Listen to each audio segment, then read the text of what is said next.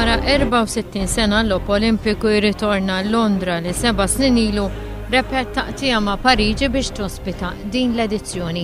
Edizzjoni li se tkun qed tara fost l-aqwa atleti madwar id-dinja Usain Bolt, Michael Phelps u Roger Federer fost l-aktar ismijiet prominenti minn fost 10,000 atleta li se jieħdu sehem minn 204 pajjiżi differenti.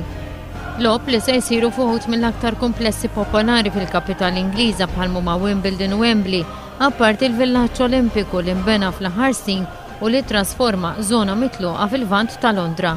Sa dan it-tant ċerimonja tal-lejla preżenti dinjitari fosthom ir-Reġina Elisabetta II u l-First Lady Amerikana Michelle Obama. Madwar 80,000 persuna preżenti fl-Istadium Olimpiku għall-ispettaklu ta' madwar 3 sigħat xogħol id-direttur artistiku Danny Boyle. Iċ-ċerimonja bdiet bid-daqq tal-akbar qampina fid-dinja l-Isle of Wonder. L-atleti jimxu madwar trejqa formata minn eliq iżgħar mifruda b'ħitan u xmara.